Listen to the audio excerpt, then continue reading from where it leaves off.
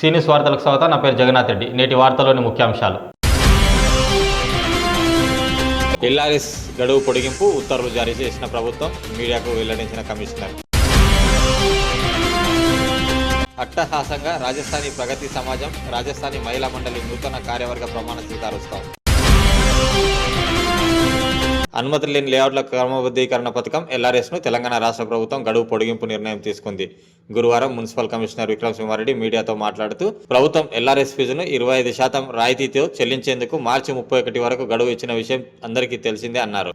గత 4 ఏళ్లుగా పెండింగ్లో ఉన్న ప్లాట్లకు రిజిస్ట్రేషన్ చేసుకునే వీలును ప్రభుత్వం కల్పిస్తూ రాయితీపై ఎల్ఆర్ఎస్ ఫీజును చెల్లించేందుకు అవకాశం కల్పించినప్పటికీ ఆశించిన మేర రిజిస్ట్రేషన్లు జరగలేదన్నారు.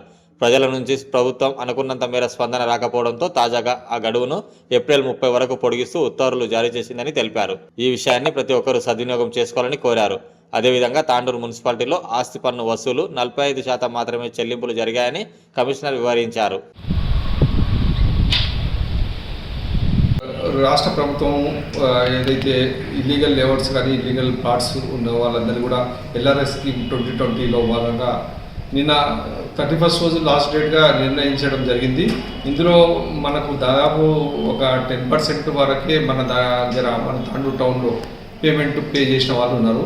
కాబట్టి స్టేట్ వైజ్గా కూడా కొంత వీకే ఉందనే ఉద్దేశంతో ఎల్ఆర్ఎస్ను ఈ ఏప్రిల్ 30 వరకు 25% రిబేట్తో పొడిగించడం జరిగింది.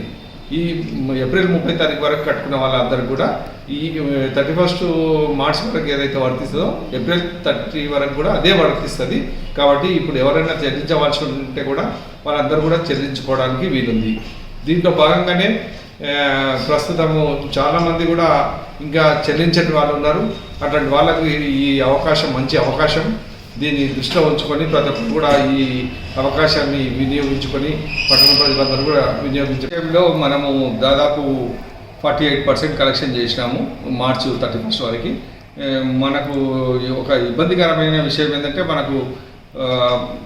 మనకున్న డిమాండ్ కంటే డబల్ డిమాండ్ మన ప్రాపర్టీ ట్యాక్స్ ఇస్తుంది. డబల్ డిమాండ్ అంటే 4.5 కోట్లు ఉంటే ఈ ఊరికి 5 కోట్ల లోపల ఉంటే ఈ ఊరికి సరిపోయేది. ఈ హౌజెస్ ప్రకారం 14,000 చిల్లర హౌజెస్ ఉంటాయి. దీనికి ఒక 5 కోట్లు వరకు ఉంటే సరిపోయింది.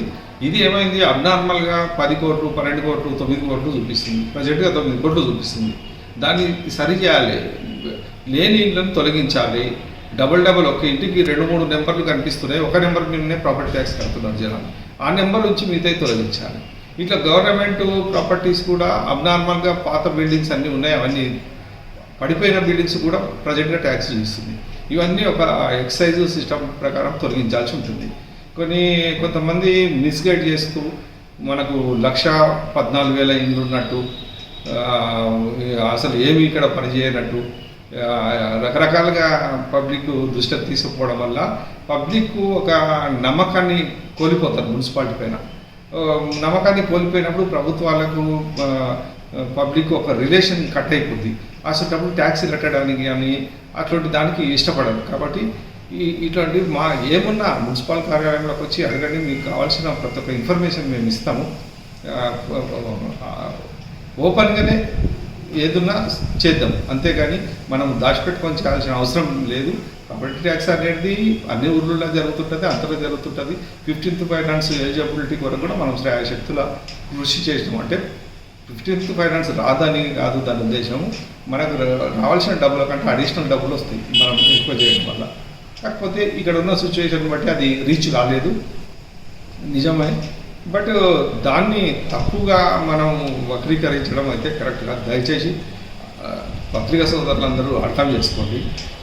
ఏమి ఇన్ఫర్మేషన్ ఉన్నా మేము ఫుల్ షేప్లో ఇన్ఫర్మేషన్ ఇస్తాం, ఇవ్వకుండా దాచిపెట్టుకోవాల్సిన అవసరం లేదు. కాబట్టి దయచేసి మీరు పబ్లిక్కు, మున్సిపాలిటీకి, ప్రభుత్వానికి అనుసంధానంగా కోఆర్డినేషన్ చేసి సహకరించడంలో రాజీవ్ యువ వికాసం కింద ఎవరైతే ఆన్లైన్లో అప్లికేషన్స్ చేసుకున్నారో వాళ్ళందరూ కూడా మున్సిపల్ ఆఫీస్లో కౌంటర్ ఏర్పాటు చేయడం జరిగింది. అప్లికేషన్ కాపీ ఒకటి ఇక్కడ సబ్మిట్ చేయండి. దీంట్లో మేమందరం కూడా వెరిఫై చేసేసి దాన్ని తొందరగానే ప్రాసెస్ చేయడానికి ఇప్పుడు అంతా మాకు వీడియో కాన్ఫరెన్స్ ద్వారా గౌరవ కలెక్టర్ గారు తెలియజేయడం జరిగింది. దీంట్లో తహసీల్దార్లకు కానీ ఎంపీడీఓలకు కానీ మున్సిపల్ కమిషనర్కి కానీ గైడ్లైన్స్ ఇస్తూ సారు వాళ్ళకి కావాల్సిన ఇన్కమ్ సర్టిఫికేట్స్ కానీ క్యాస్ట్ సర్టిఫికేట్స్ కానీ ఇటువంటి సర్టిఫికేట్స్ కూడా తొందరగా ఇష్యూ చేయాలని అందరికీ గైడ్లైన్స్ ఇచ్చి మమ్మల్ని కూడా ప్రాసెస్ స్పీడప్ చేయమని చెప్పేసి గైడ్లైన్స్ ఇవ్వడం జరిగింది. దీంట్లో రేపటి నుంచి మేము ప్రాసెస్ స్టార్ట్ చేస్తున్నాము. ఎవరైనా అప్లికేషన్ పెట్టుకున్న వాళ్ళు ఉంటే వాళ్ళందరూ కూడా మా మున్సిపల్ కార్యాలయానికి వచ్చి మీ అప్లికేషన్ కాపీని ఇస్తే మేము మీకు ఎండార్స్మెంట్ కూడా ఇస్తాము. దాంట్లో మీరందరూ కూడా తప్పకుండా ఇక్కడ మన కౌంటర్లో ఇచ్చి అక్నాలజ్మెంట్ తీసుకోగలరని కోరుచున్నాం. తాండూరు పట్టణంలోని ఇందిరమ్మ ఇళ్లకు వచ్చిన అప్లికేషన్స్ కూడా పూర్తి స్థాయిలో వెరిఫికేషన్ చేయడం జరిగింది. దాంట్లో ఎలిజిబుల్ అప్లికేషన్స్ను కూడా ఐడెంటిఫై చేయడం జరిగింది.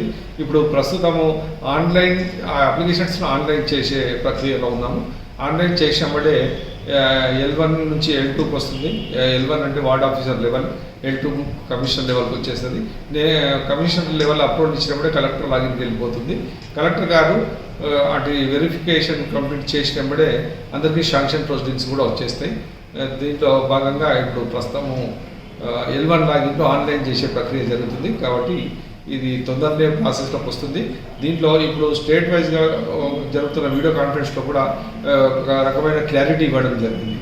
400 SFT వరకు మాత్రము కట్టుకుంటే మనం ఇచ్చే 5 లక్షల రూపాయలు వాళ్ళకు సరిపోతాయి. వాళ్ళు 300-400 గజాల్లో ఇల్లు కట్టుకోవడానికి ట్రై చేస్తే మాత్రం మళ్ళీ అది ఫెయిర్ అయ్యే అవకాశం ఉంటుంది. 300-400 గజాల్లో ఇల్లు కట్టుకున్నట్లు అనుకుంటే ఎక్కువ మొత్తంలో డబ్బులు అవసరం ఉంటాయి. వాళ్ళకి మనం ఇచ్చిన డబ్బులు వాళ్ళకి సరిపోవు. కాబట్టి దాదాపు 400 SFTలో ఇల్లు కట్టుకోగలిగితే వాళ్ళకు సరిపోతాయి. ఆ ప్లాన్ చేసుకొని మీరు అందరికీ అప్రూవల్స్ ఇవ్వమని చెప్పేసి గైడ్లైన్స్ ఇచ్చారు. స్టేట్ లెవెల్ నుంచి వీడియో కాన్ఫరెన్స్ నడుస్తుంది. అతి తొందరలోనే ఈ ప్రాసెస్ మొత్తం కంప్లీట్ అయిపోతుంది. ఈ ఒక 15 డేస్లోనే మొత్తం కంప్లీట్ చేసి శాంక్షన్స్ కూడా ఇవ్వడం. వికారాబాద్ జిల్లా తాండూరులో రాజస్థానీ ప్రగతి సమాజం రాజస్థానీ మహిళా మండలి నూతన కార్యవర్గ ప్రమాణ స్వీకారోత్సవం అట్టహాసంగా జరిగింది. సోమవారం రాత్రి తాండూరు పట్టణంలోని బాలాజీ మందిర్లో నూతన కార్యవర్గ ప్రమాణ స్వీకార కార్యక్రమాన్ని నిర్వహించారు. ప్రగతి సమాజం ప్రతినిధులు రమేష్ చంద్ర సరడ, ప్రమాణ స్వీకార అధికారి రాజగోపాల్ సరడ సమక్షంలో నూతన కార్యవర్గంచే ప్రమాణ స్వీకారం చేయించారు. దీంతో మారోడి సమాజంలో జోష్ కొనసాగింది. ఈ సందర్భంగా సమాజం అభివృద్ధికి తమ వంతు కృషి చేస్తామని నూతన కార్యవర్గ సభ్యులు తెలిపారు.